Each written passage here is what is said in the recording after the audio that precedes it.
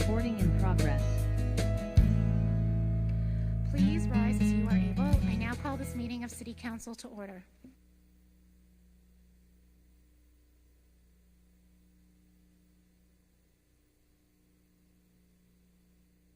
Oh, Canada,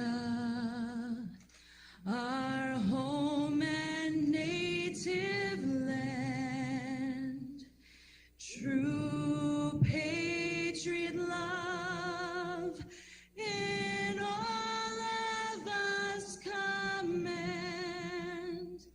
With glowing hearts we see thee rise, the true north, strong and free. From far and wide, oh Canada, we stand on guard for thee. God keep our land glorious and free. Oh, Canada, we stand on guard for thee.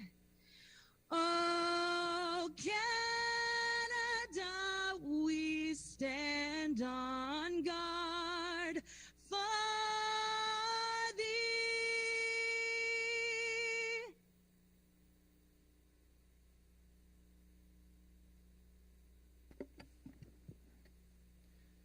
The City of Barrie acknowledges the traditional territory of the Anishinaabe people, which include the Ottawa, Ojibwe, and Potawatomi nations, collectively known as the Three Fires Confederacy.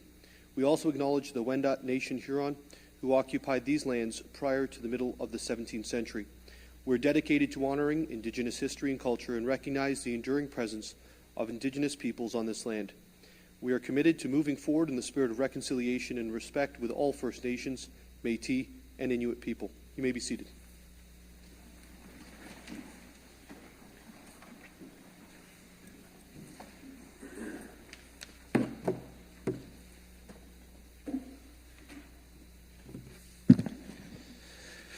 Tonight's City Council meeting is being held with members of Council, the Executive Management Team, and the City Clerk in the Council chambers. Members of the Senior Leadership Team and other staff are available to answer questions in person and via video conference. As there are no student mayors as of yet, we will move to the confirmation of the minutes. The first item on the agenda is the confirmation of the minutes. The minutes of the City Council meeting held on November 7th, 2022 and November 16th, 2022 have been circulated. Are there any corrections? As there are no corrections, the minutes are adopted as printed and circulated. We'll move on to awards and recognition. We have one presentation this evening concerning the recognition of the 2022 Salvation Army Christmas Kettle campaign. I will now call upon Major Bruce Sharon of the Barrie Bayside Mission to say a few words about the Salvation Army and this year's Christmas Kettle campaign. Major Sharon.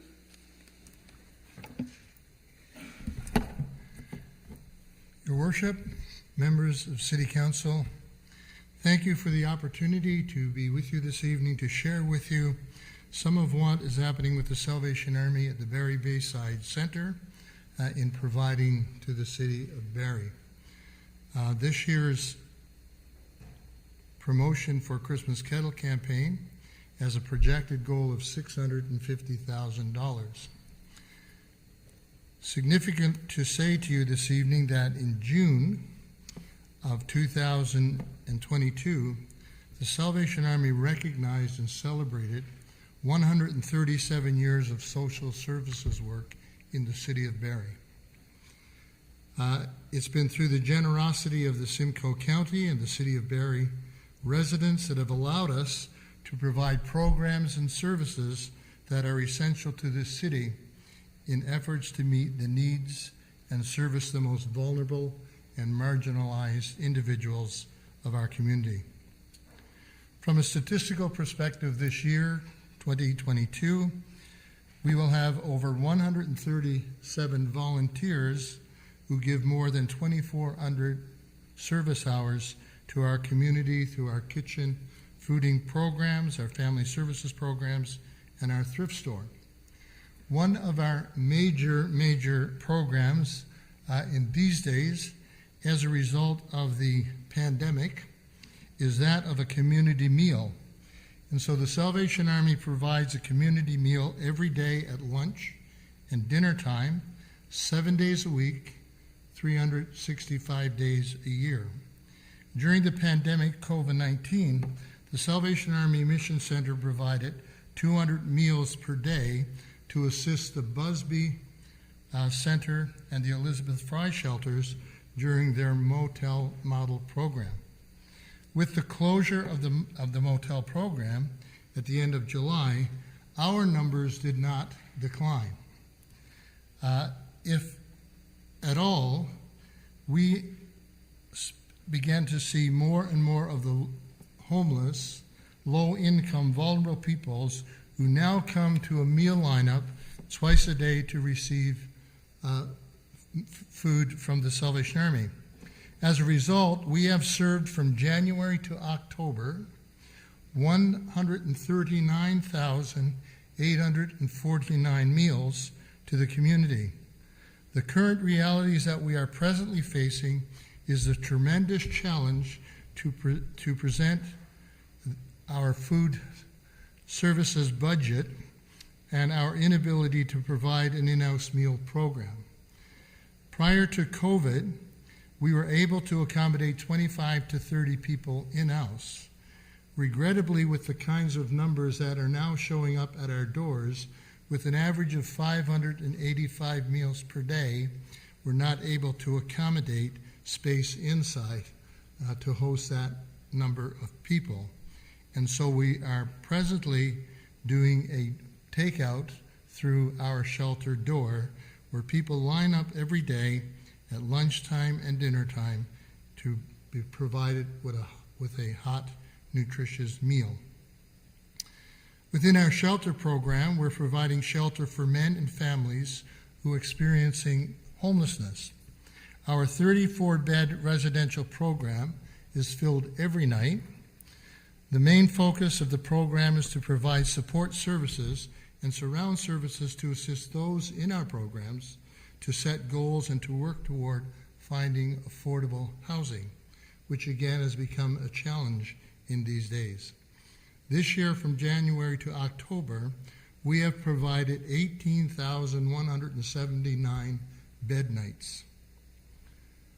One of our new instituted programs is that of a community and family services program. This program supports and provides services to community members, families in our community. Those would be families that are struggling. They may be receiving some form of financial assistance, or they're in a very low income bracket and finding difficulty and challenges in making ends meet. Our community and family services program will assist families through clothing, through household vouchers, through support services. Vouchers are provided to clients in need, to which they can be provided through our thrift store. And this year we've been able to support 80 families and have served them through this voucher program. So when an individual comes to us requiring household needs or clothing needs or baby needs, we're able to provide the voucher to them so they can go to our thrift store and receive the items necessary without cost to them. The program also provides an ID process. We assist individuals in obtaining their Ontario birth certificates. This year we've been able to support 40 clients and serve them in receiving their identification.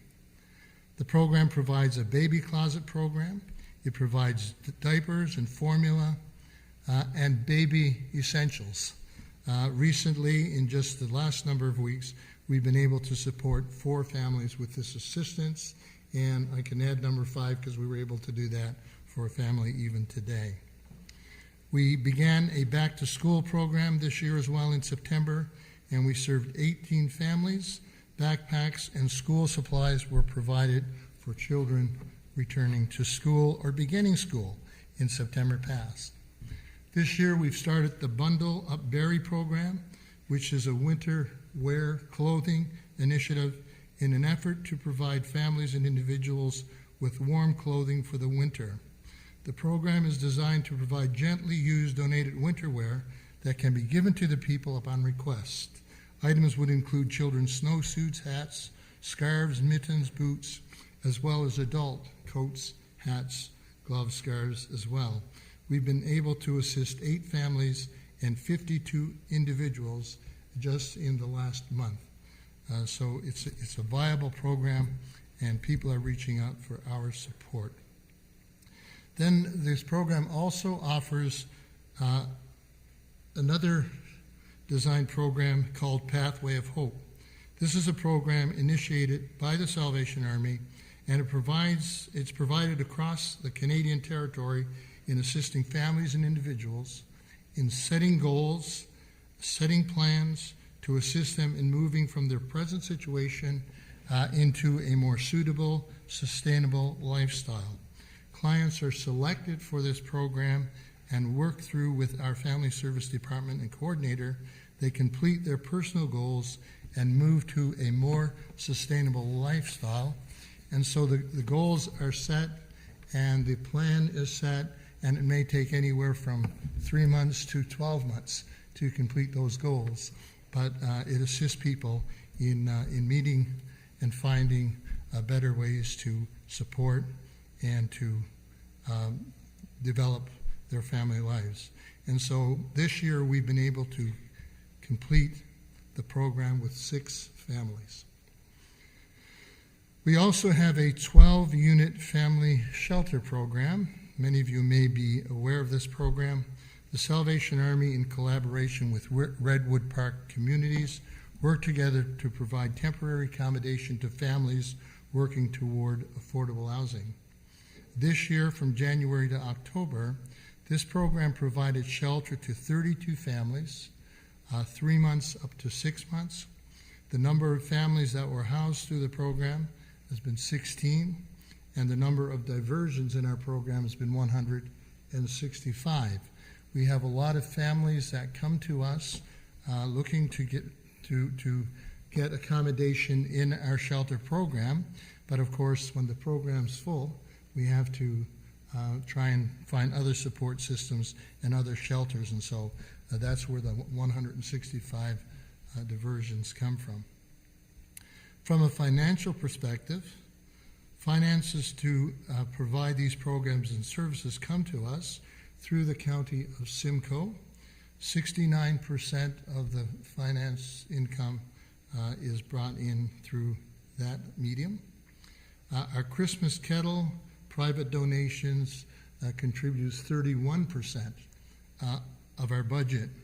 And all monies raised through the Christmas Kettle campaign here in the City of Barrie remains in the City of Barrie.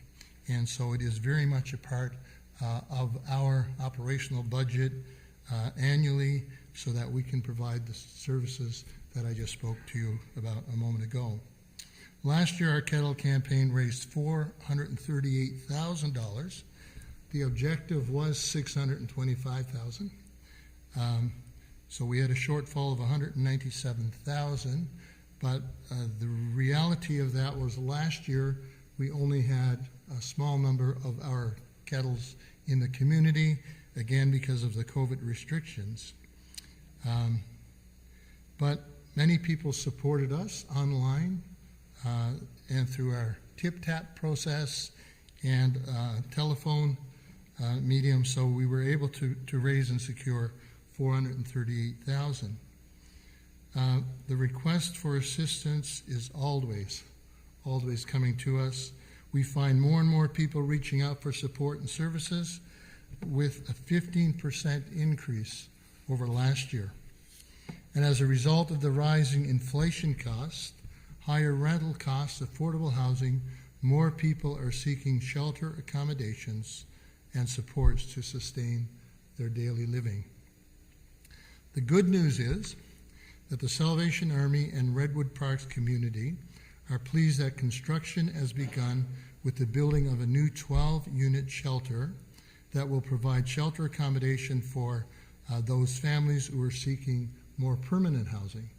And the project started back in July of this year, and the projection is that it will open by midsummer of 2023. So we're really excited about what's happening there. Through our case management processes, referrals are assisting individuals in the shelter to find housing and jobs. People are returning to being contributing members of the community. Those with addictions and mental health needs are being referred to the appropriate resources and sources and receiving treatment. We firmly believe that we're making a difference, one life at a time. As you can understand, the Salvation Army Barrie Bayside mission is more than just a shelter. As we partner with many other service providers in the city of Barrie, it is our mission to make every effort to assist the most vulnerable and marginalized of our community as we work under our national brand of Giving Hope Today. I would like to conclude on behalf of the Salvation Army by thanking the City of Barrie for its support in the past and anticipating your continued support going forward. We have lots of opportunities for volunteering at our Kettle campaign. This year we've been able to put out all our kettles, or beginning next week. We have 12 locations presently, and the remainder of 20 locations will go out this coming week, beginning in December. And so we are certainly always seeking the support of groups and organizations that can assist us with the volunteer at the kettles. This year we've also had a number of independent locations, businesses who have contacted us. We didn't have enough kettles, but we do have countertop kettle boxes that have been placed in a number of businesses and locations to support us this year as well. And so we thank you again for the opportunity to make this presentation to City Council. And my heartfelt prayer for each of you this evening is that God will guide your decisions and God will guard your relationships. And together we can make a difference to our community. Thank you. May God bless you, and Merry Christmas. Thank you so much for the presentation this evening, and I know that I'm booked for two of those kettles over the next little while. So if you see a slump in money in the pot, you know why. It's not in my pocket. It just might be people might be veering away from politicians. That's all. But thank you so much, and we are so appreciative for the work that you do and your team does throughout our community for the vulnerable and for people who are in really difficult times. So thank you so much, and certainly do look forward to seeing the kettles throughout the city as well. With no other presentations this evening, we'll move on to deputations. Tonight there will be one deputation being provided by Roger Gray concerning Motion 22-G-164, a response to Motion 21-G-248, exemption request to permit an indoor gun range regulatory matters bylaw 2010-036. The deputation concerning Motion 22-G-163, request for temporary noise exemption at 37 Johnson Street, Barrie for Fram plus Slocker, has been withdrawn. I now call upon Roger Gray to provide the deputation. Please note that in accordance with our procedural bylaw, a maximum of 5 minutes is permitted for the deputation. Mr. Gray. Push this. It's on? Your Worship, council members, staff, thanks for the opportunity to speak. We just wanted to come forward with an opportunity to maybe clarify a couple of points from the last staff's report. I guess we've had because of the timing of the canvassing at the point by bylaw, and then obviously with the election, took a lot longer than we'd anticipated with the building that we were looking at, and the current owner of that building had moved on to another tenant. He couldn't wait any longer. And I guess based on that, the timelines that we've been dealing with, we've lost a couple other locations in the meantime. We have found a new location at 125 Ferndale Drive, the corner of Ferndale and Dunlop. The building is zoned commercial, which meets the requirements of our intended use. So hopefully we can take that into consideration. We provided the previous council with our presentation regarding our market analysis and demonstrated the need for this service. All the surrounding gun facilities or shooting facilities, sport facilities, are jam-packed. They have waiting lists up to a year to 2 years to get in. So the market is there for this. We find that we could probably fill this with 5,000 members within a few months based on our research. I guess we wanted to kind of clarify a couple of points that we noticed in the report. Through the canvassing, obviously, there was some support. There was some negative as well. And I guess one of the objections was based on the noise that they believe would come from the facility. We addressed that, that concern in our presentation, where there's noise studies been done, and that noise would not be anything more, would be less than what you hear from the street on a vehicle. The other concern that was raised was the location, and I guess that may be addressed obviously in this new location where we're surrounded by more of an industrial zoning. And then I guess the other thing was a correction that we kind of wanted to make that was in there that maybe was a misinterpretation about Action Target. Action Target would not be the operators of the location. We would have certified operators in place to manage the business, which was also in our presentation to council. Lastly, I guess the CFO operates the same as the LCBO. They regulate. They would regulate and obviously monitor our business, and it just like the LCBO does with any bar or restaurant with a liquor license. And they would basically, CFO would regulate the construction, the operation of the facility. Any of the complaints are regarding such a facility, that would be their responsibility, just like the LCB. Well, I wouldn't say the LCBO, but the Liquor Control Board, I guess, in that sense. And I guess I know this may not happen, but we're wondering if it's possible to get a permitted use letter in principle based on approval of a location. That was about it. Just wanted to bring up a couple of concerns, maybe clarify a couple of things from the report. We find that Barrie, based on all the other locations within the surrounding areas, where the people would come from, Toronto, surrounding areas, north, south, east, west, is kind of like right in the hub of where everybody would come to through the highway off the 400 and to the business, and we believe also would bring a lot of external spending to the area as well. So thank you for your time. Appreciate it. Again, as the other gentleman said, God bless and Merry Christmas to everybody. Thank you. Thank you, Mr. Gray, for your deputation this evening and for joining us this evening. Are there any questions from members of council? With no questions, we will now move on. There are no tax applications or communications, so I will move to committee reports. Councillor Thomson. Moved by myself, seconded by Councillor Jim Harris, that Section A of the General Committee report dated November 23rd, 2022, as circulated, be adopted.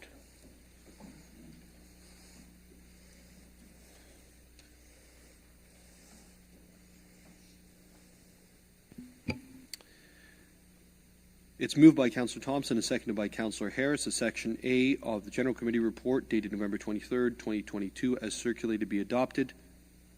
Are there any questions or comments? We'll call the vote. Those in favor on my left and on my right. Motion carried.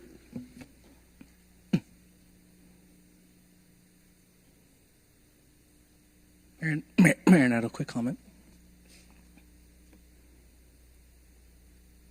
Yes, Councillor Morales. Yeah, I didn't quite want to do a point of clarification or anything. I just wanted to say congratulations to now officially Deputy Mayor Thomson. I think in your speech, he really focused on uniting together as a council. That's something that wasn't always, front and focused, but that's something that I think, he's obviously emphasized, and it's something that we all want. And again, congratulations, you've brought that kind of unity at the police board and other organizations you've been on. So onward and forward. That was very gracious. Thank you, Councillor Morales. I actually didn't realize, but also the section the deputation was made in regards to has now been passed as it was written from staff in the staff report and approved at General Committee. So that matter has now been dealt with. We'll move on to Section B. Moved by myself and seconded by Councillor Harris that Section B of the General Committee report dated November 23rd, 2022, as circulated, be received.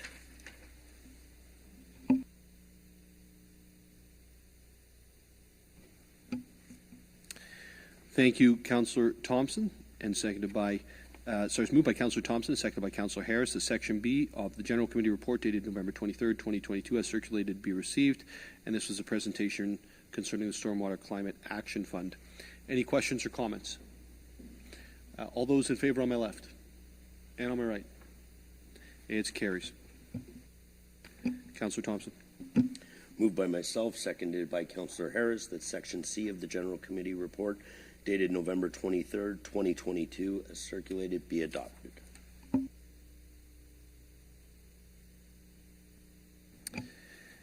It's moved by Councillor Thomson and seconded by Councillor Harris that Section C of the General Committee report dated November 23rd, 2022, as circulated, be adopted.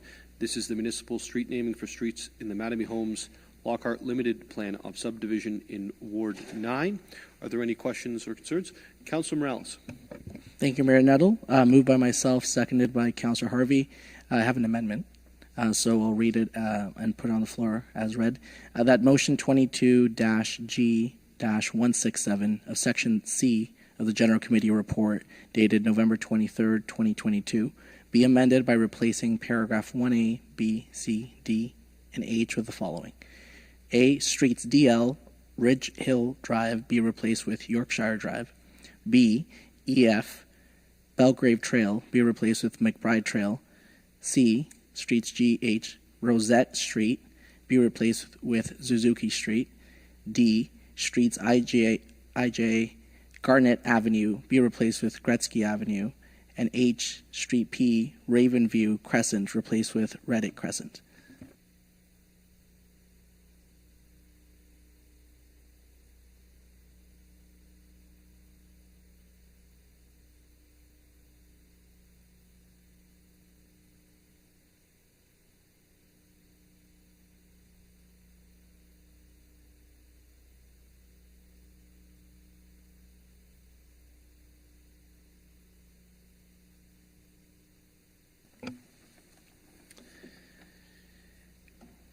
The amendment is as follows. It's moved by Councillor Morales and seconded by Councillor Harvey that motion 22-G-167 of Section C of the General Committee report dated November 23rd, 2022 be amended by replacing paragraph 1A, B, C, D, and H with the following. A, streets D/L, Ridge Hill Drive be replaced with Yorkshire Drive. B, streets E and F, Belgrave Trail be replaced with McBride Trail. C, streets G and H, Rosette Street be replaced with Suzuki Street. D, streets I, J, Garnett Avenue be replaced with Gretzky Avenue. And H, street P, Ravenview Crescent replaced with Reddick Crescent. Are there any questions or comments on the amendment? As there are none, all those in favor on my left and on my right.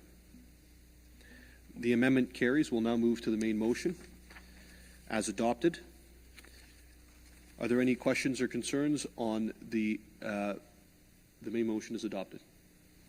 As there are none, those in favor on my left. Oh, Councillor Kungle.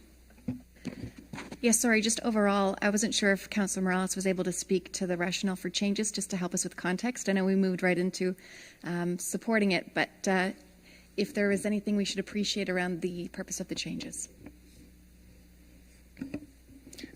Thank you. Through you, Mayor Nettle, to Councillor Congo, thank you. I was in your shoes. I was going to speak to it, and then it passed. I'm like, sometimes no words is better, but context is appreciated. So I had some concerns, and I just verbally talked to some councillors who just thought that some of the existing names were a little bit generic in language.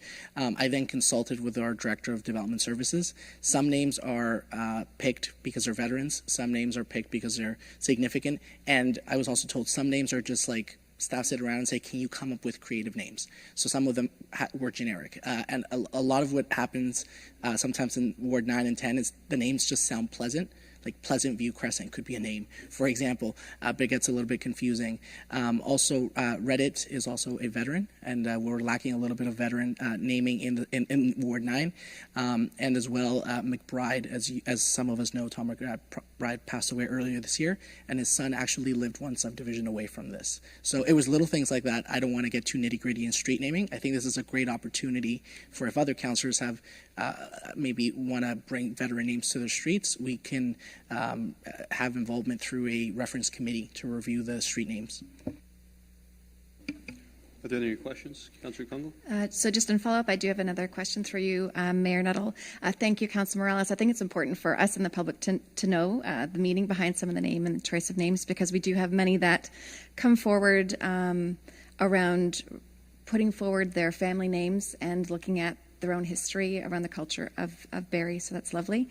My question is to staff in general, maybe building off of reference Councillor Morales made to the opportunity to select or kind of give context, should naming be happening in certain areas. Is that a process where councillors are invited to actually be part of that process, or how are names identified that come forward out of a pool of names that exist? CEO Prowse, would you like to? Through you, excuse me, cough button help. Through you, Mayor Nuttall, to Councillor Kungle. I think I'll defer most of the response to Mr. Ariasandran, but there are approved policies and direction of council that give staff authority to include names and add names to the name registry. In addition to that, perhaps Bala can add some additional context. Sure. Through you, Mayor Nuttall, to Councillor Kungle, as CAO Prowse mentioned, there is a policy that addresses how names get on the list. There is a registry that's maintained, and staff typically select these names in conjunction with the landowners or the developers, and the usual process is to consult the the ward councillor as part of that process. So that in summary is the process, and the naming policy also includes a process to have additional names that can be added to the registry. Final follow-up, if I may?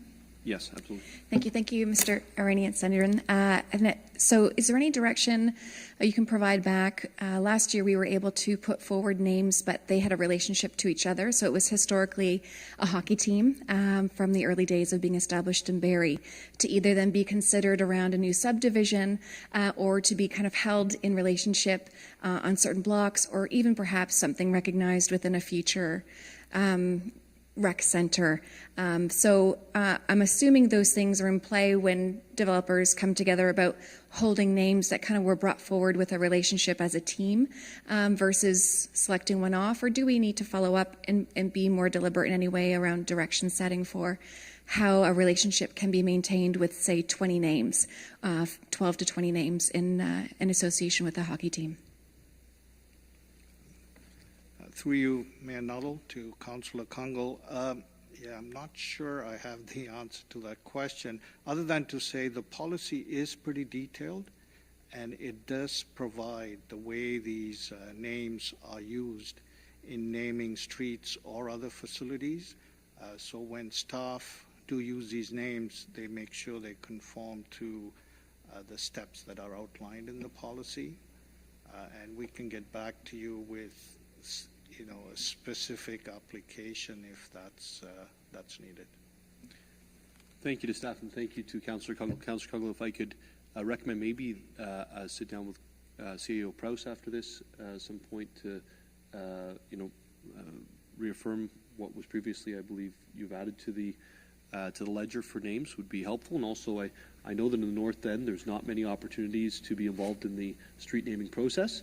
But I also know these folks in the South End love to work with their colleagues. So I think there's lots of opportunity here on the go forward. Councillor Corser. Asked and answered. Wonderful. Councillor Morales. Thank you, Mayor Nuttall. Very quick comment, just to clarify, Councillor Kungle. The names that I brought forward as an amendment were already on the pre-approved list. I was about to, on our first 2 meetings, start pulling names out of a hat and trying to do. I met with staff, and they were already in the pre-approved list. So.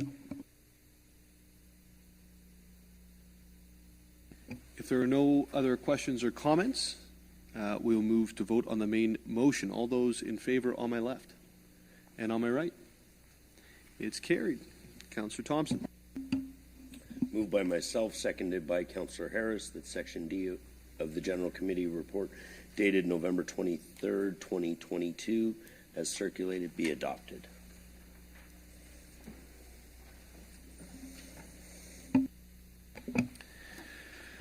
Thank you, Councillor Thomson. It's moved by Councillor Thomson and seconded by Councillor Harris that Section D of the General Committee report dated November 23rd, 2022 is circulated to be adopted. Are there any questions on my left or right?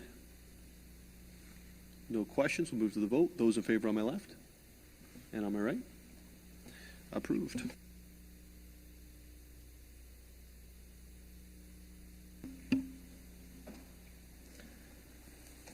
Moved by myself, seconded by Councillor Harris, that Section E of the General Committee report dated November 23rd, 2022, as circulated, be adopted.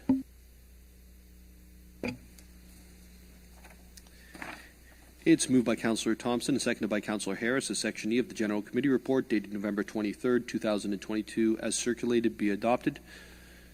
Any questions or comments? With no questions or comments, we'll move to the vote. Those in favor on my left and on my right? It carries.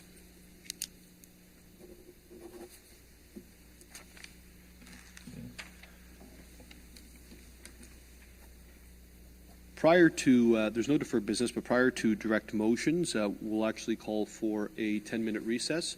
We will come back in at 7:48 p.m.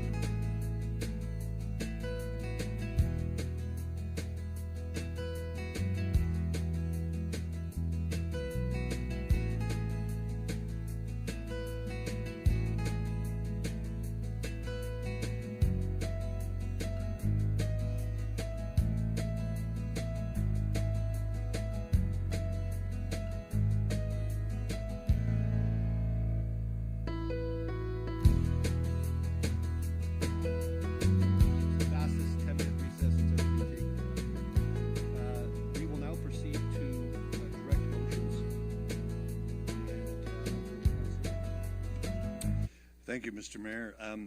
I have a direct motion, and before we do that, we have to permit it. So, moved by myself, seconded by Councillor Nixon, pursuant to Section 7.1 of the Procedural Bylaw 2019-100, permission be granted to introduce a motion without notice concerning Bill 23, More Homes Built Faster Act 2022.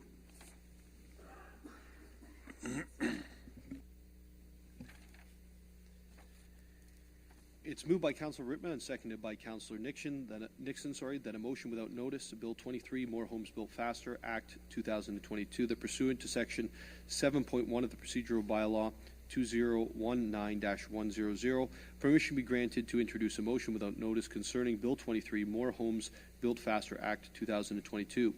This motion requires two-thirds majority. Members of Council, when a motion is not given notice, the appropriate timeline is still able to be brought forward, but it does require two-thirds to proceed with the motion. Was there anything that you would like to add at this point? I could just speak to the reason for moving this forward. As everybody knows, Bill 23 has been in the works for a little bit of time, and there's been public information sought for that. It is now passed. The government has extended the time for...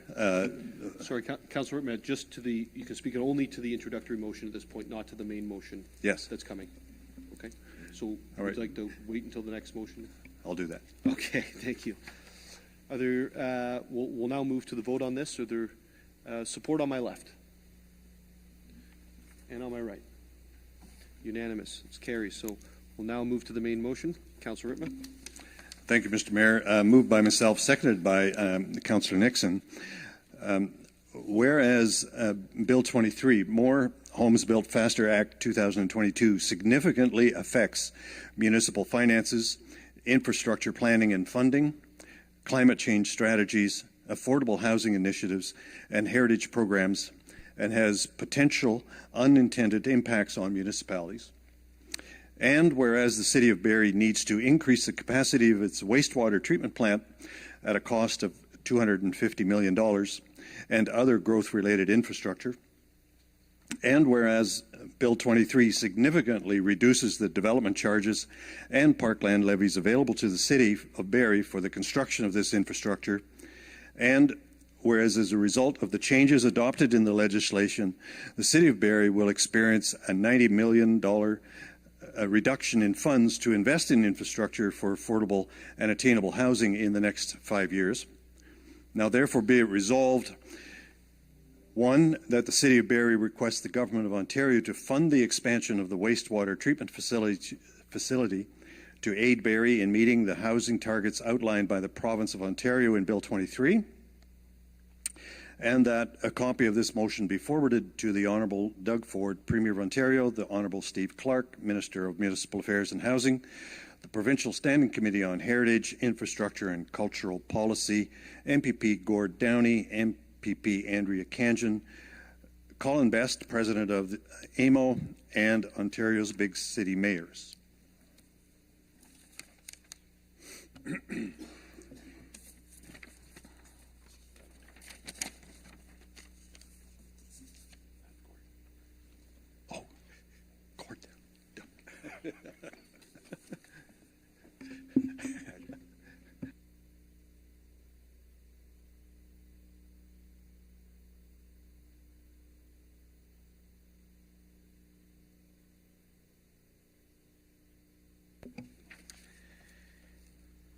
It's moved by Councillor Rittman, seconded by Councillor Nixon. Bill 23, More Homes Built Faster Act. I'm sorry. Whereas Bill 23, More Homes Built Faster Act 2022 significantly affects municipal finances, infrastructure planning and funding, climate change strategies, affordable housing initiatives and heritage programs, and has potential unintended impacts on municipalities. And whereas the City of Barrie needs to increase the capacity of its wastewater treatment plant at a cost of $250 million and other growth-related infrastructure. And whereas Bill 23 significantly reduces the development charges and parkland levies available to the City of Barrie for the construction of this infrastructure. And whereas as a result of the changes adopted in the legislation, the City of Barrie will experience a $90 million reduction in funds to invest in infrastructure for affordable and attainable housing in the next 5 years. Now therefore be resolved as follows. Number 1, that the City of Barrie requests the Government of Ontario to fund the expansion of the wastewater treatment facility to aid Barrie in meeting the housing targets outlined by the Province of Ontario in Bill 23. 2, that a copy of this motion be forwarded to the Honourable Doug Ford, Premier of Ontario, the Honourable Steve Clark, Minister of Municipal Affairs and Housing, the Provincial Standing Committee on Heritage, Infrastructure and Cultural Policy, MPP Doug Downey, MPP Andrea Kanjan, Colin Best, President of the Association of Municipalities of Ontario, and Ontario's Big City Mayors. Point of order. Councillor. Point of order. Could we get a copy of that? Since it's a direct motion with multiple paragraphs and we can only speak once at council. Yes, we can do that for sure.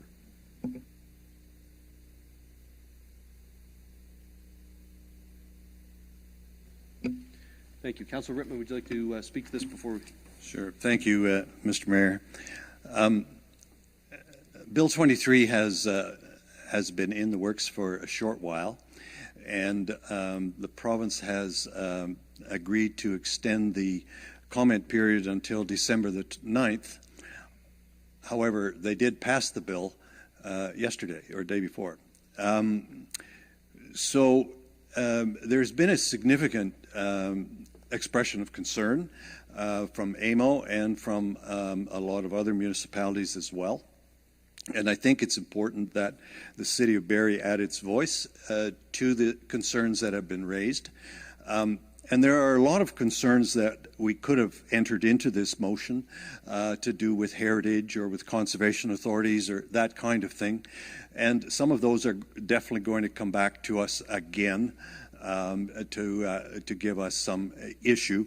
But I wanted to focus very much on the impact on the City of Barrie.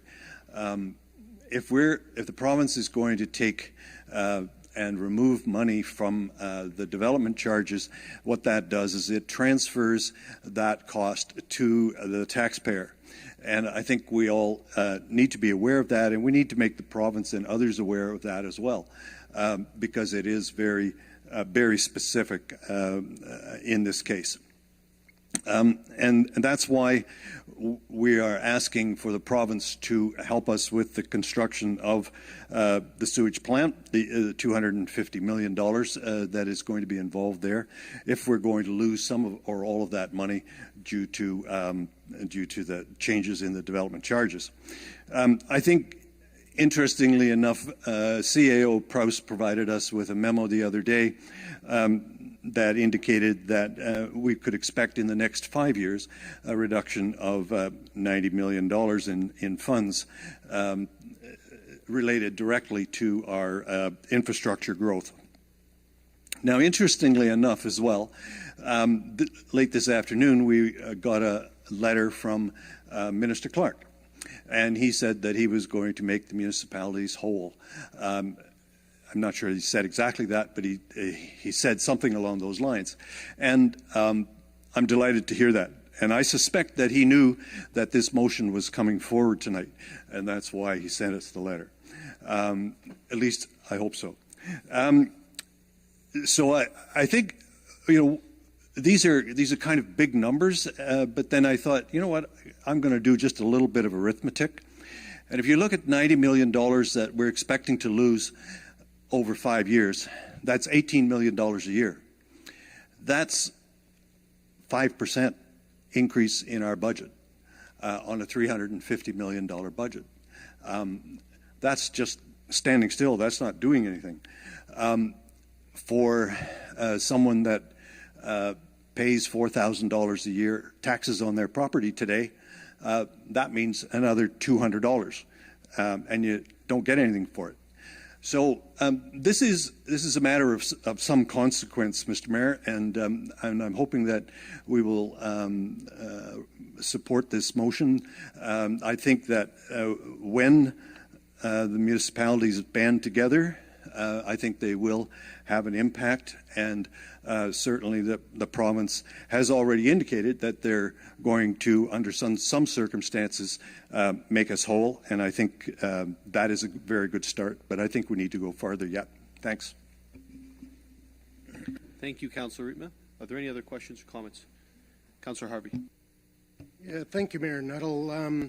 I just kind of question why the motion even got brought forward, especially, and it was highlighted by Councillor Rietma about the fact that Minister Clark has provided a letter to the president of AMO indicating that they will ensure that the finances will be whole when it comes to the issues that he's raised, which kind of negates what this motion is all about, in my opinion.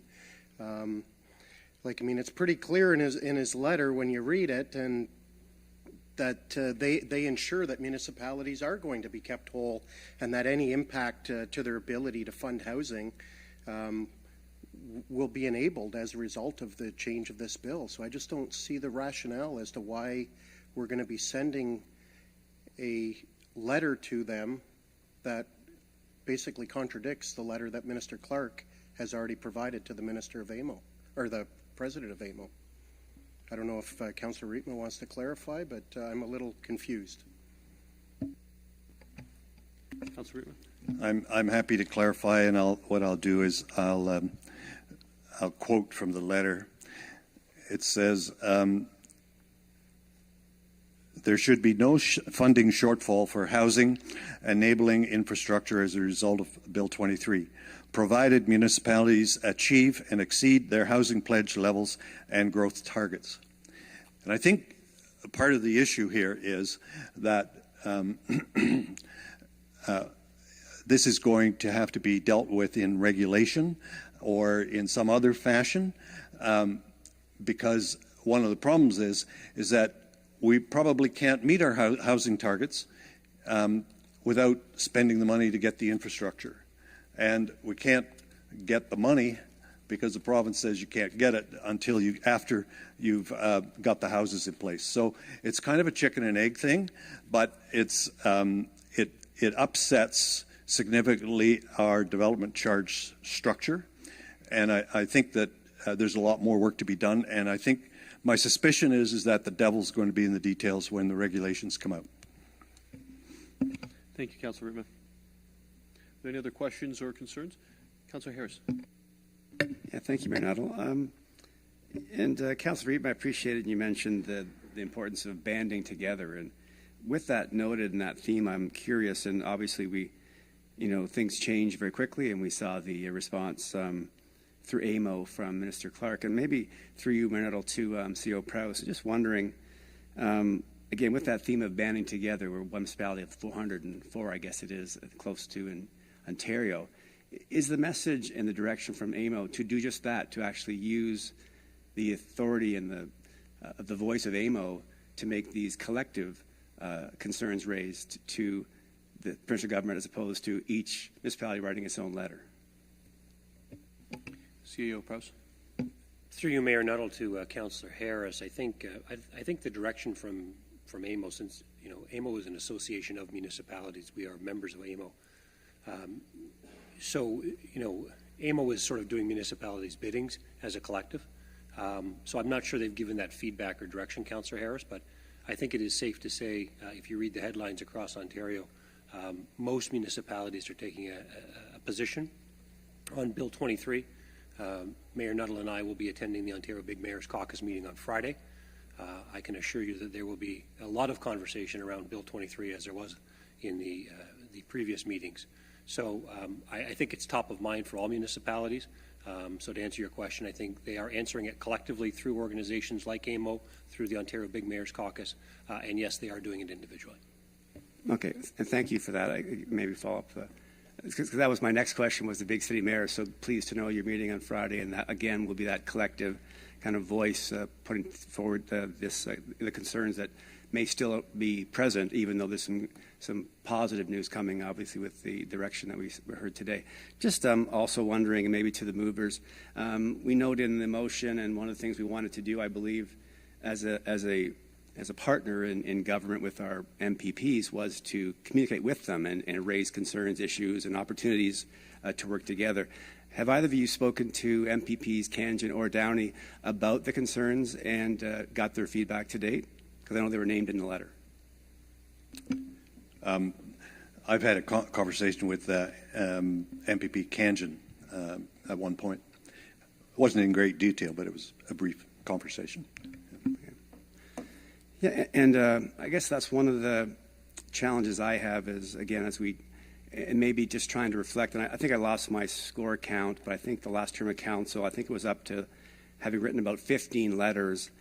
And if my scorecard is correct, and maybe if I'm wrong, maybe Ms. Cook could correct me, but I think we were 2 for 15 and getting even a response. Is that correct? Okay. So I just, we're starting out in a new path here, and we have legislation that we have concerns with. There's obviously pros and cons with everything in this world. But I'm wondering if our approach wouldn't be better served by being patient, waiting for AMO, waiting for big city mayors and the return of that response from Mayor Nuttall, and then speak to our MPPs because they are concerned about Barrie as well and communities, and then have a response because the bill is passed. So that would be my thought as far as, are we jumping the gun? We like writing letters. They don't get response, let alone action. So maybe a better approach might be taken. So thank you. Councillor Kungl. Thank you. Through you, Mayor Nuttall, I'll open it up to Mr. Miller and or Councillor Rietma. I see this as broader than just a letter taking a position on Bill 23, and maybe that's because I'm focusing in on the numbered paragraph and reading it, which is actually formally asking for $250,000 to fund the wastewater treatment facility in recognition of other pressures. So is there any context you can provide there if that is, one, the amount needed or the positioning of that? And so two, I'm seeing this as not just a position statement, but an actual funding ask. Is that correct? It is actually a funding ask, but I think the purpose of the motion, and I agree with Councillor Harris that, we've put way too many stamps on letters and never got anything back. And I don't think that it's a particularly useful exercise, but I do think that it is a very useful exercise to pass this motion so that when our mayor goes to the big city mayors, he can say, my council is behind me. That's the way I view it. And yes, in terms of the money ask, we wanted it to be very specific for here in Barrie, and we're going to need that money if we can't get it through development charges.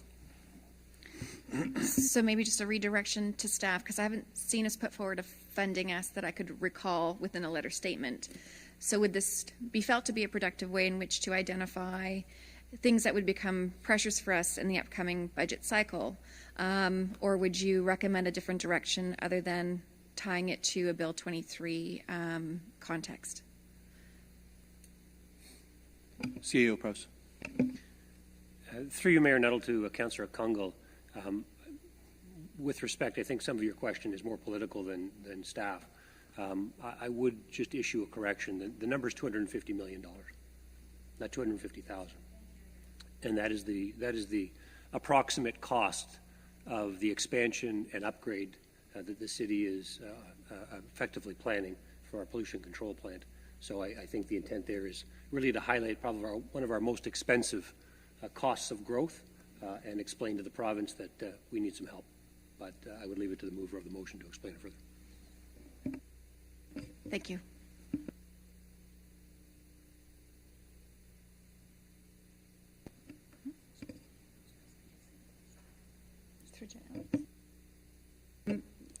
So redirection. Mayor Nuttall, would you like to comment on the question?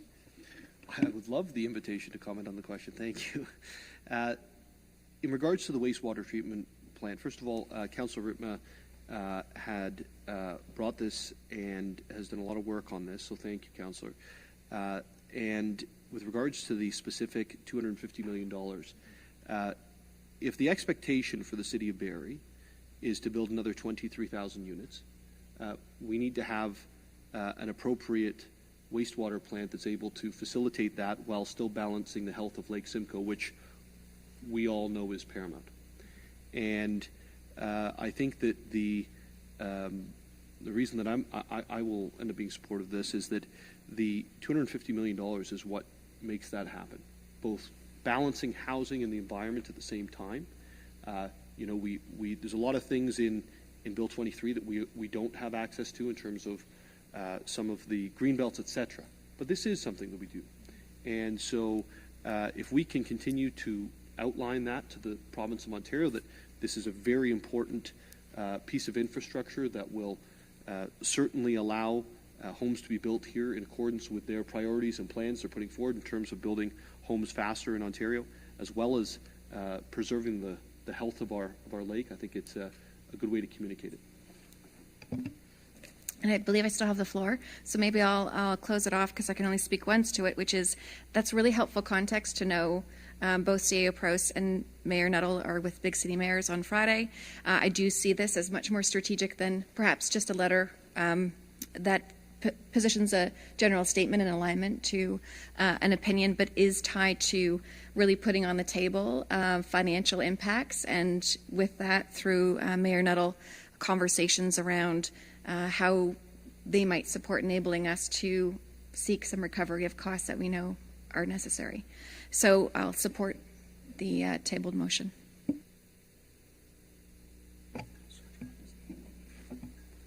Councilor Morales. Thank you, thank you, Mayor Nuttall. Wrong notes. There we go. So on the motion, the direct motion as printed, I can't support the letter, and here's why. If the letter had focused specifically just on the wastewater treatment plant things, that would have been a different conversation. If it had focused on Greenbelt, you would have had my support. Bill 23 isn't really a bill. It's an omnibus bill. That's not a critique of the mover. It's not a critique of this council. That's the critique of just the way it was presented. Not necessarily all information. Some of it I'm supportive of. So because it's an omnibus bill, we're forced to either condemn them or support it. It's not that simple. And when we get to that simplicity level of support or not, we play into the politics that all our levels of governments are playing into. So I did reread while Mayor Nuttall, while you made your comments about your thoughts when Councillor Kungle asked you. I can live with paragraph number 1 because it's a little bit more generic in language. It affects municipal finances. It doesn't flat out say you are going to hurt us. I can get behind paragraph number 2 because it's saying about the cost that we're facing. That's not an opinion. That's just a reality. And I can get behind the now be it resolved that we request them to help us fund the wastewater treatment plan. The 2 paragraphs that I'm having trouble with, specifically with the knowledge now that there's a meeting coming up Friday, are these 2. And whereas Bill 23 significantly reduces the development charges and parkland levies available to the City of Barrie for the construction of this infrastructure, that's not fact. That's a strong opinion, and a lot of our forecasts from staff and expectations, specifically when we get an email from Minister Clark saying that we're going to make you whole, right? And then the final one being, whereas as a result of these changes, you're going to experience a $90 million reduction over the next 5 years. Again, when we just get an email saying we will make you whole, part of maintaining good relationships with other levels of government is trusting them at their word, still keeping them accountable, but not passing a motion after they send a letter essentially calling them inaccurate as a minister. So I think if we take those 2 paragraphs out, it's also whereas paragraphs don't affect motion. A wise former city clerk once told me that you move away from whereas paragraphs and you focus on the meat of the motion, and it still meets the intent of empowering our mayor to have this chat and say, look, our council spoke loud and clear without him having to be awkward about after Minister Clark, after you send that email, our council still read it, basically gave it not a lot of credibility and passed those 2 paragraphs. So I'm actually going to turn my comments into an amendment, if I can get a seconder, and I would be supportive of everything else. So the amendment being, and I'm getting a verbal nod, moved by myself, seconded by Councillor Harris, that paragraph 3 and 4 in the whereas section be removed.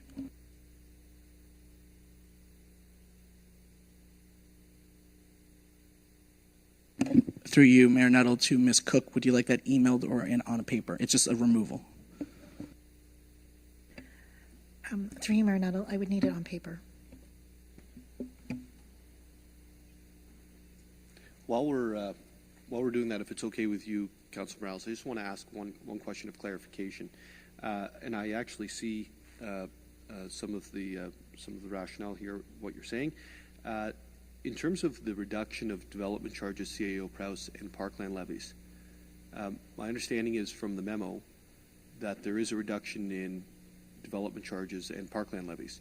I believe it was a 50% reduction over 5 acres, alongside various reductions on development charges depending on what the built form is and what the use is, etc. Is that correct based on what you've read and what certainly you've signed off on as a memo to council?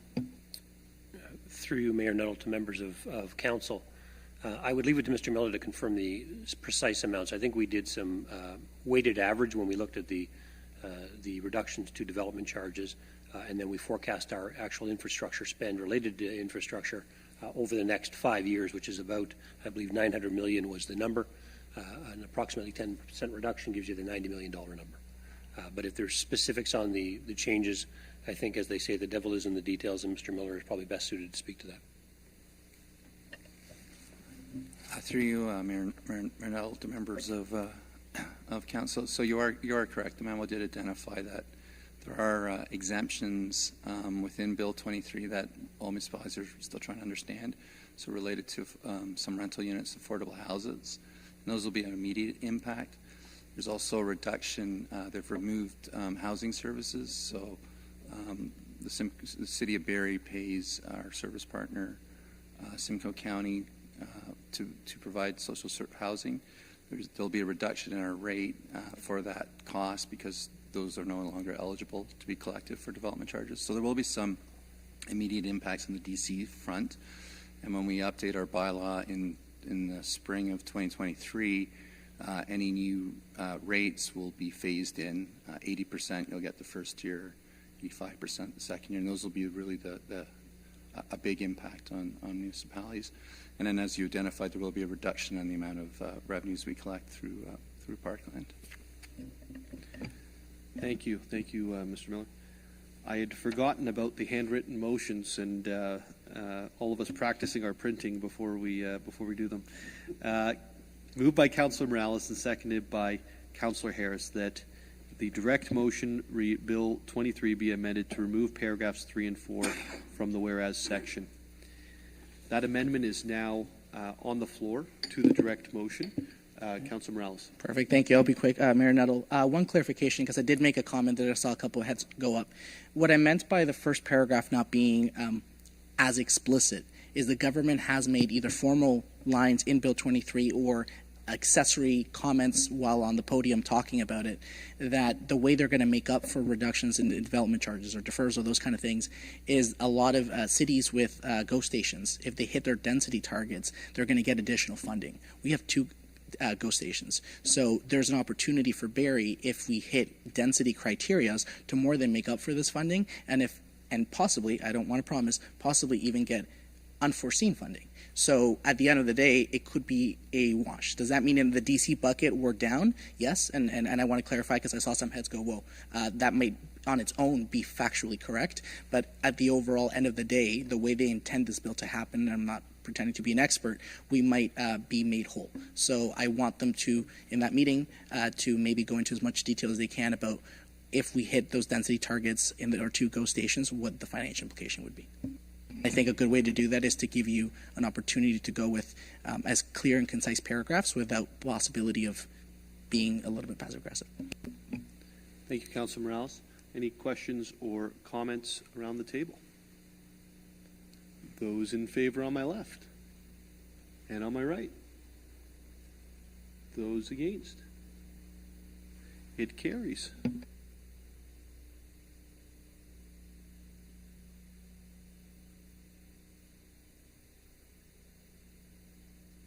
We'll now move to the main direct motion as amended. Are there any other questions or concerns or statements from members of council? Councillor Thomson. Thank you, through you, Mayor Nuttall. To maybe Michael, CAO Prowse. If I remember correctly, we were asked as a city to send in our developments, and there was benchmarks of where. Am I correct in the memo? And it could be communicated from Ms. James Reed that we were ahead of the requirements that the provincial government was setting targets for, which I'm not a big fan of the letter writing, but with us hitting targets to be made whole in the statement, I think we're well on our way to hitting the targets that they had set out already. Through you, Mayor Nuttall, to Deputy Mayor Thomson. Excuse me. The province has requested municipalities to submit their commitment declaration, their terminology, not mine, on what their housing commitment is. I think actually is their terminology. Staff are working on that. We expect to have that in front of council, I believe, in January, February. I think the timeline for the province was February, March to get it back.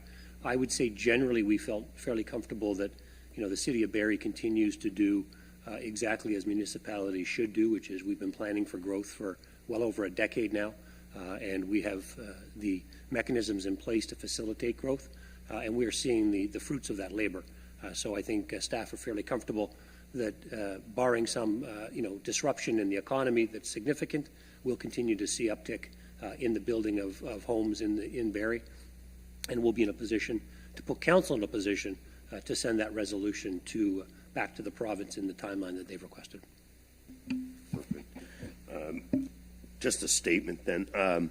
I appreciate the work and making it very specific with the water treatment, and I think the ask is basically if you reduce our DCs, we would ask for funding to make us whole to accomplish the growth. But the amendment really narrowed it down to being exactly what you said, very specific without kind of picking a battle. And I think this is what we done last term that was actually counterproductive. So I appreciate the amendment, and I'll be supporting the bill as amended. Councillor Harris. Thank you, Mayor Nuttall. And yeah, thank you. On that theme, Deputy Mayor Thomson, I'm not a fan of the letter writing, as you probably gathered from my first comments, but it's not about the concern about the potential impact and what it means for Barrie. So I do appreciate that this might have some utility for you, Mayor Nuttall, as you approach the Big City Mayor's meeting, and that there's some value in it beyond a letter that seems to go into a pile that doesn't seem to get response. And I think, again, having that relationship with our other levels of government to be positive, productive, and represent Barrie in an effective way. So if, given the amendment, I'm happy to support this as amended, and look forward to seeing some results, and that this can be a tool for you to utilize moving forward. So thank you. Any other questions or comments? Before we vote, I just wanted to weigh in on this a little bit. I think there's it's a very complex issue that's happened in a very short period of time, and for council to be feeling as a whole, as 11 individuals, that we're in different areas on this is very self-explanatory. I think that individual members of council that I've spoken to feel like they're on maybe both supportive of parts of it and opposed to parts of it. And that is because of the nature that Councillor Morales has identified in terms of it being an omnibus bill. As we go forward, Council, I think that it's very important that we continue having the dialogue that we had tonight. And the important side of it is this, is that we're having very respectable debate, and I think we're ending up in the right place, and everybody's working together. I think that stands very well. When it comes to the provincial government, we need to have better relations than we've had in the past with them, because we won't be able to influence the process if we're not even invited into the building. And so I think that certainly those comments are well received. I also think that as we move forward, any sort of business dealing, whether it was personally buying a house or buying a chocolate bar. I always get a little bit tense when somebody says, you know, we're going to take this from you, but don't worry, we're going to make you whole eventually. And I hope that is the case, and I hope that it's more than made whole, and only time will tell on that. But what you've done by working together is give us the tools to be able to outline the specifics on how we can help the government help us reach the housing targets and certainly preserve our lake going forward. So thank you for working together on this both before and around this table. And if there's no other comments or questions, I will call the vote. Those in favor on my left and on my right. It carries.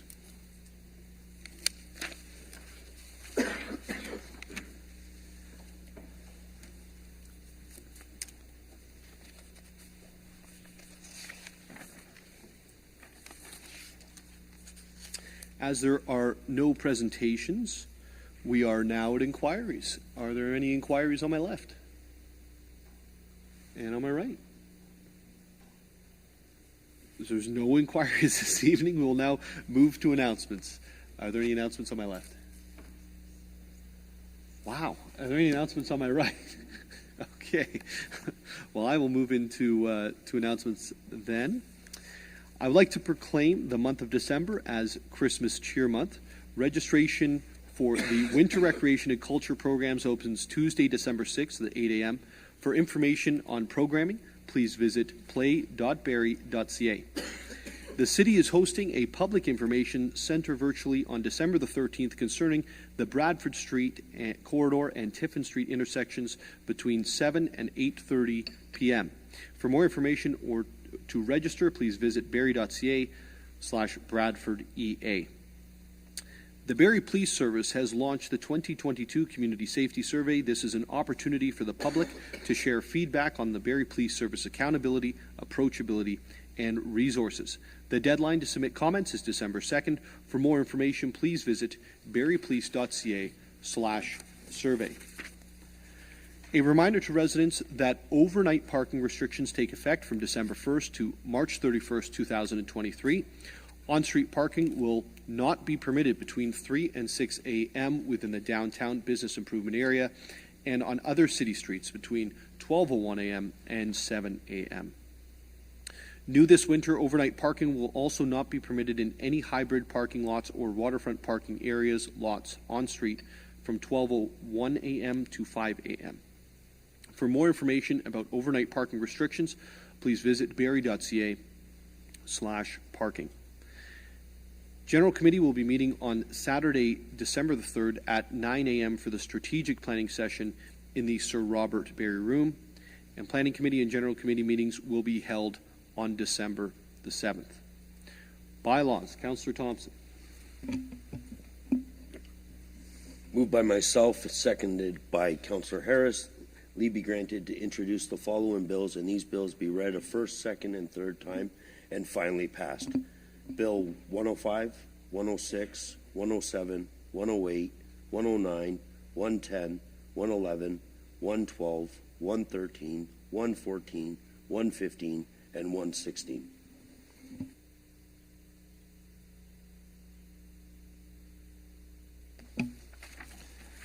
Thank you, Councillor Thomson. It's moved by Councillor Thomson and seconded by Councillor Harris. That leave be granted to introduce the following bills, and these bills be read a first, second, and third time this day, and finally passed. Bills 105, 106, 107, 108, 109, 110, 111, 112, 113, 114, 115, and 116. Are there any questions or comments? Seeing none, all those in favor on my left and on my right? It carries.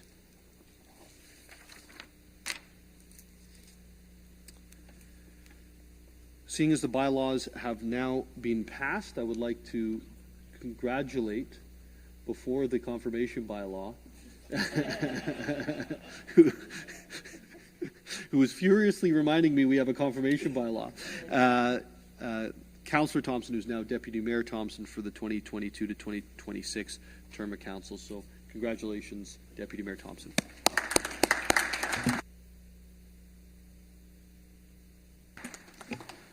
Deputy Mayor Thomson, do you have a confirmation bylaw? Moved by myself, seconded by Councillor Harris, leave be granted to introduce the following bill.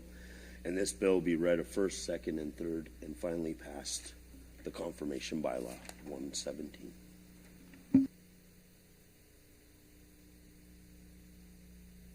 It's moved by Deputy Mayor Thomson and seconded by Councillor Harris. Confirmation by law that leave be granted to introduce the following bill, and this bill be ready first, second, and third time this day, and finally passed Bill 117. Are there any questions or concerns? Seeing none, we'll call the vote. Those in favor on my left and on my right. It carries.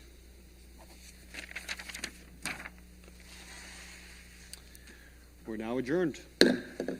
No, we're not. We need a motion to adjourn. No, I don't get to do it myself. Just get to throw the hammer a couple times. A motion to adjourn, Councillor Rittma. Seconder, Councillor Harris. All those in favor?